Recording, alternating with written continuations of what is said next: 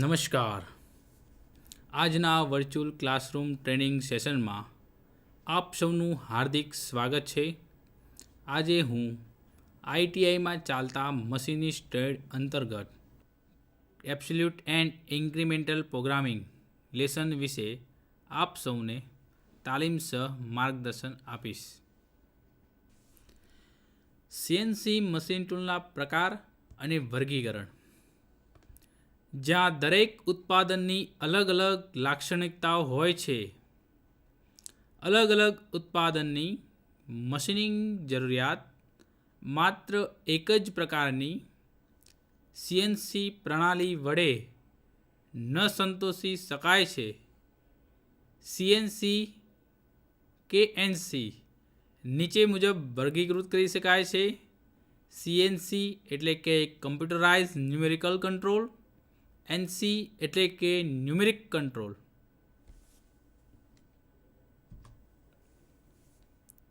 First, feedback control આધારિત વર્ગીકરણ. Feedback કંટ્રોલના આધારે પ્રણાલીને બે ભાગમાં વર્ગીકૃત કરી શકાય છે. First, open loop. Machine tool નિયંત્રણમાં જ્યાં કટિંગ ટૂલ કે ઉત્પાદનની વાસ્તવિક સ્થિતિને પાર્ટ પ્રોગ્રામમાં લખેલ આદેશાત્મક સ્થિતિ સાથે તપાસવા માટે કોઈ આયોજન હોતું નથી.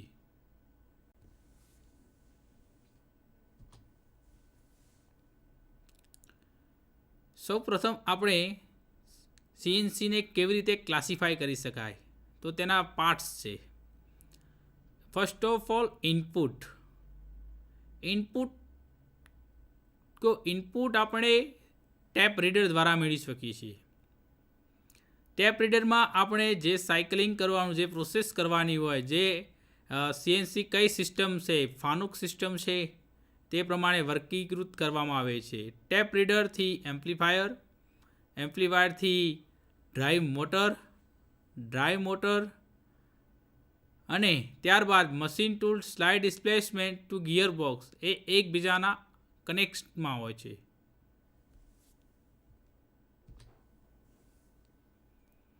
આ પ્રણાલીમાં ઇલેક્ટ્રિક મોટર સતત ચાલુ રહે છે જ્યાં સુધી પાવર સપ્લાય બંધ થઈ જાય નહીં.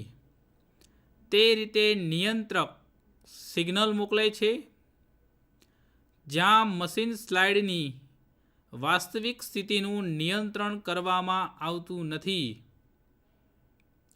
આ પ્રણાલીમાં નિયંત્રક મશીન સ્લાઇડની સ્થિતિમાં 80 mm ફેરફાર થયેલો છે. પ્રણાલીની યોગ્ય સમજ તેના રેખાંકન દ્વારા સારી રીતે મેળવી શકાય છે. આ પ્રણાલીમાં સ્લાઇડની વાસ્તવિક સ્થિતિમાં થતો ફેરફાર અલગ અલગ હોય છે કે જે મશીનની બાહ્ય સ્થિતિ અને મશીનની ડ્રાઇવ મિકેનિઝમમાં થતા ઘર્ષણ પર આધારિત છે.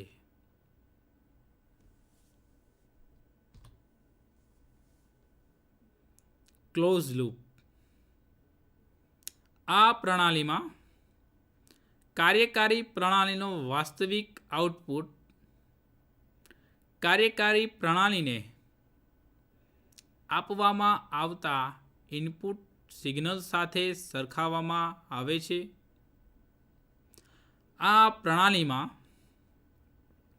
મશીન સ્લાઇડને ખૂબ ચોકસાઈપૂર્વક તેને નિર્ધારિત યોગ્ય સ્થિતિમાં ખસેડી શકે છે. આ રેખાંકન દ્વારા પ્રણાલીનો વિશેષ ખ્યાલ મળે છે. ક્લોઝ લૂપ પ્રણાલીમાં નિરીક્ષણ યંત્ર મુખ્ય કાર્યકારી પ્રણાલીમાં ઉમેરેલું જોઈ છે.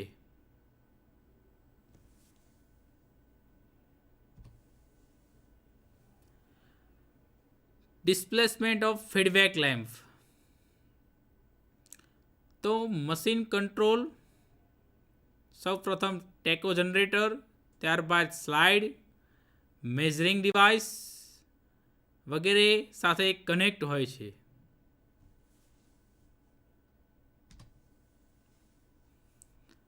Schematic diagram of close loop cycle system.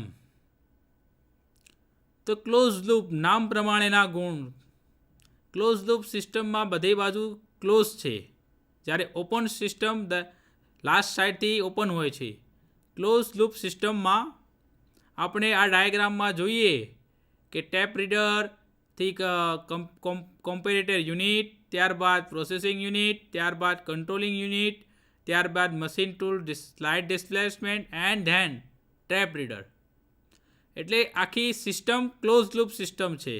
એટલે કોઈ જગ્યાએ સિસ્ટમ ખુલ્લી હોતી નથી.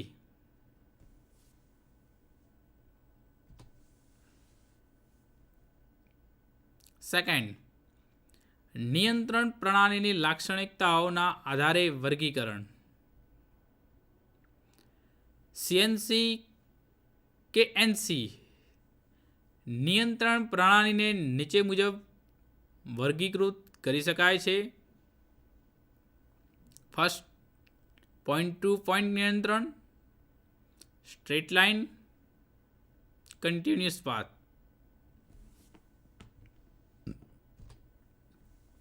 First of all, point to point નિયંત્રણ પ્રણાલી.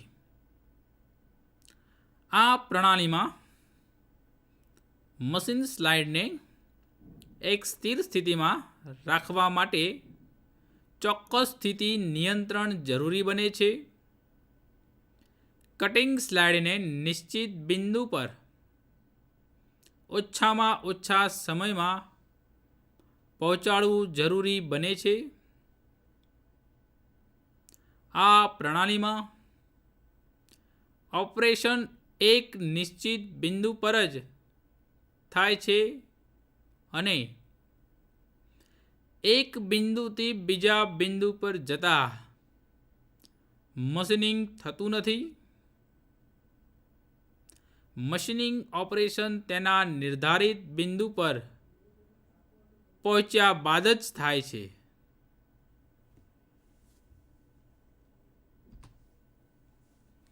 Schematic diagram of point to point control. First PT1 એટલે point 1, second PT2 second point, PT3 it means third point, PT4 it means fourth point, PT5 it means fifth point, and then PT6 is sixth point.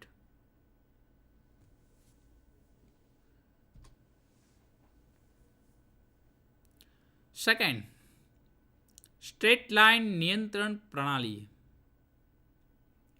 Straight line કે straight cut નિયંત્રણ પ્રણાલી કે point to point CNC પ્રણાલીની સુધારેલી આવૃત્તિ છે કે જેમાં મશીનિંગ ઓપરેશન એક સીધી રેખીય દિશામાં પણ શક્ય છે. ફોર એક્ઝામ્પલ, મિલિંગ અને ટર્નિંગ ઓપરેશન દરમિયાન. આ પ્રણાલીમાં કટિંગ ટૂલને તેની મૂવમેન્ટની દિશામાં નિયંત્રણ ફીડ સાથે ગતિ આપીને જરૂરી ઓપરેશન કરી શકાય છે. આ પ્રણાલીમાં ટૂલની વિકર્ણીય ગતિ પણ તેના બે એક્સિસને નિયંત્રિત ફીડ રેટ સાથે આપી શકાય છે.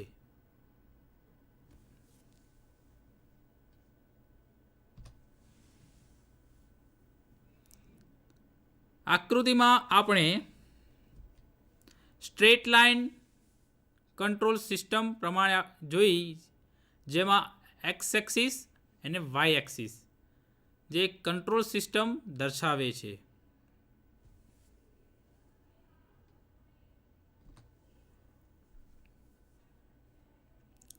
Third, continuous path.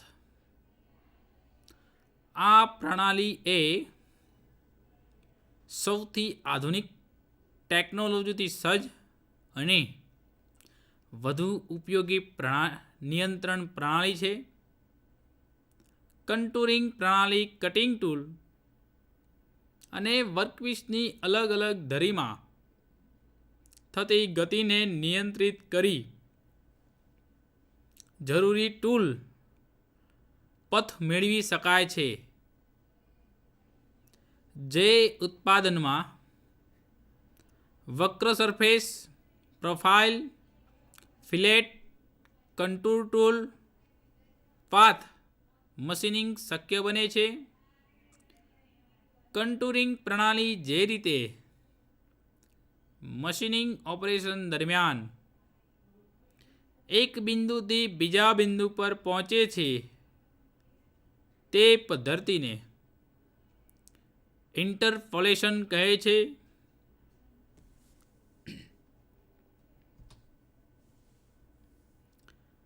Schematic diagram of contouring interpolation system, જેમાં એક્સ એક્સિસ અને વાય એક્સિસ ઉપર ઓપરેશન બતાવેલ છે.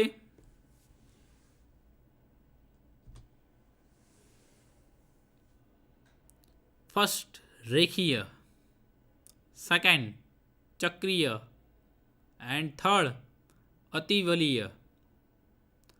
ઘણી બધી સીએનસી પ્રણાલીમાં રેખીય અને ચક્રીય નિયંત્રણ પ્રણાલીઓ ઉપલબ્ધ છે. ખૂબ જ ઓછી સીએનસી કે એનસી પ્રણાલીઓ અતિવલય નિયંત્રણ પ્રણાલી ધરાવે છે.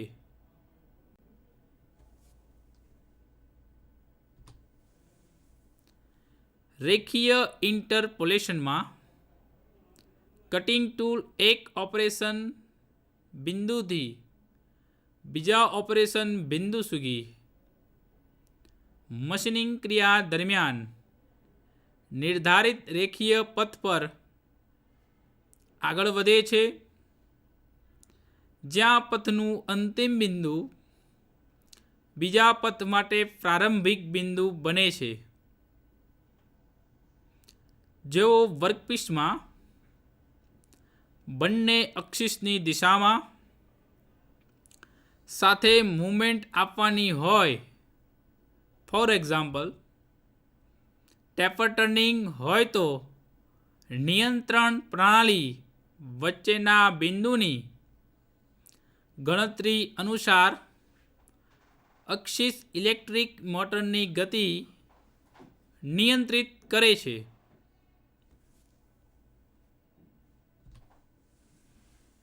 સીએનસી તેમાં મિની કે માઇક્રો કમ્પ્યુટરનો ઉપયોગ થાય છે. ઇન્ફોર્મેશનની ગોઠવણી, મેન્યુપ્યુલેશન અને સ્ટોરેજ બાઇનરી સિસ્ટમમાં થાય છે. પ્રત્યેક શબ્દ ફિક્સ બીટ સંખ્યાનો બનેલો હોય છે, જેમ કે 8 બીટ, 16 બીટ વગેરે. ઉપરોક્ત બંને પદ્ધતિનો મુખ્ય તફાવત પંચ કરેલી ટેપ વાંચવાનો છે. પદ્ધતિમાં એક ટેપમાં એક બ્લોક દ્વારા આગળ જાય છે અને વંચાય છે. પ્રત્યેક પાર્ટ પ્રોડક્શનમાં દરેક વખતે ટેપને વાંચવી પડે છે.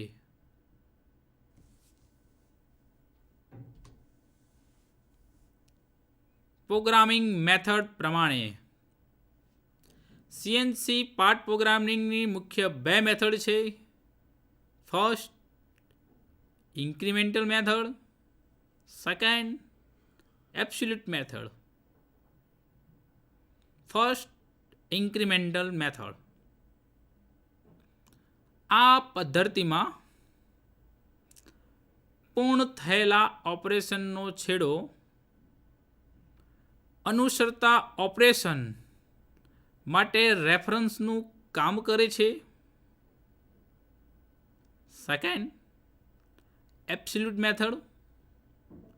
અહીં બધા જ મૂવિંગ કમાન્ડ ફક્ત એક રેફરન્સ પોઈન્ટથી શરૂ થાય છે, જેને 0 પોઈન્ટ કહે છે.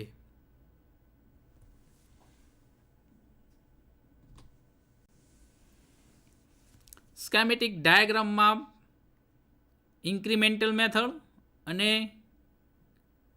વગેરે બતાવેલ છે. ઇન્ક્રીમેન્ટલ મેથડ અને એબ્સોલ્યુટ મેથડમાં આપણે સ્કેમેટિક ડાયાગ્રામ દ્વારા શીખીએ. એક્સ એ વર્ટિકલ ડિરેક્શન છે, વાય એ હોરિઝોન્ટલ ડિરેક્શન છે, તેની લંબાઈ 900 આપી છે, 100, 200, 300, 400 અલગ અલગ લંબાઈમાં જે પોઈન્ટથી પોઈન્ટ ટુ પોઈન્ટ કંટ્રોલ, બરોબર. Than point and then point. It means 1 to 2 point and 2 to 3 point. X plus 300, X plus 300, X plus 400, X minus 900, X minus 900. There it is the incremental method. Second, absolute method. X plus 300, X plus 600, X plus 1000, X plus 100, X plus 0. CNC machine ટૂલની લાક્ષણિકતાઓ. તો CNC machine ટૂલની શું લાક્ષણિકતા હોવી જોઈએ, જે આપણે નીચે દ્વારા સમજીએ. પાર્ટ પ્રોગ્રામને કમ્પ્યુટર નિયંત્રણ ભાગમાં કીબોર્ડ દ્વારા દાખલ કરવામાં આવે છે અથવા પેપર ટેપના ટેપ વાચક દ્વારા નિયંત્રણ ભાગમાં દાખલ કરી શકાય છે. એક વખત કમ્પ્યુટર મેમરીમાં ઉમેરવામાં આવેલા પાર્ટ પ્રોગ્રામો વારંવાર ઉપયોગ કરી શકાય છે.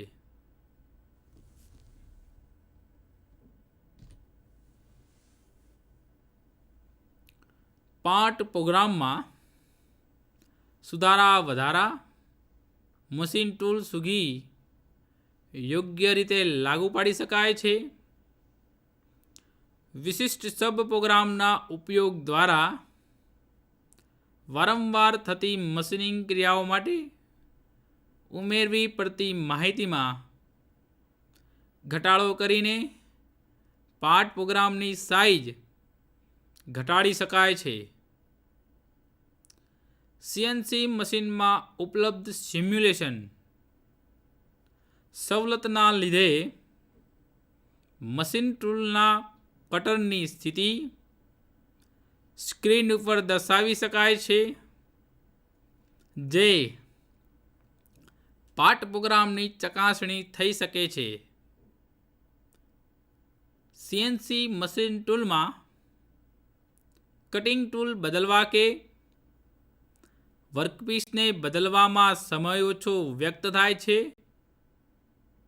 આમ નોન પ્રોડક્ટિવ ટાઈમ ઓછો કરી શકાય છે.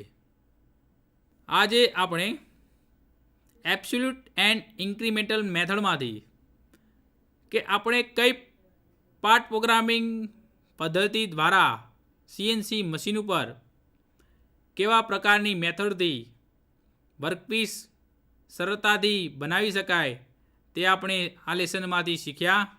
તેમજ આ લેસનમાં જુદા જુદા જે CNC machine point to point control system, open loop system, close loop system વગેરે વિશે આપણે તાલીમસર માર્ગદર્શન મેળવી. આભાર.